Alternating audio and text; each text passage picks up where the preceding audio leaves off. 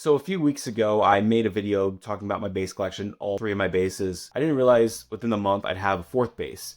And that's where this guy comes in. This is the Sire V3. So if you don't know about this brand, Sire is essentially a brand which teamed up with legendary funk bassist Marcus Miller to create a high quality instrument that is affordable for the average person. I bought this thing because I really like some of the specs on it. I like some of the stuff going on. And I have to say, I'm really impressed with this. This is a great instrument. Not just for beginners, but for pretty much anyone. I mean, this thing is super comfortable to play. This neck is super nice, very thin. You can just like go all over the place. Like, it's super easy to just move across it and do whatever. You can slap on this. You can play with a pick, even though apparently that's cursed. I don't know. And you can just do finger style like I do.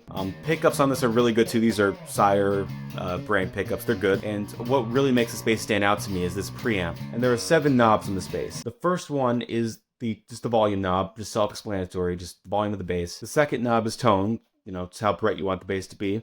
And then you have a pickup blend, which is really nice. I mean, on a regular jazz bass, it's 2 separate volumes, but I like the fact that you can just blend between the 2. Then you have a treble boost knob, pretty self-explanatory there. And then when you get to the mids, this is when things get super interesting. So you have a stack here. Basically, you have a mid frequency, so you can choose which mids you want to boost. So you can boost the low mids, the regular mids, the high mids.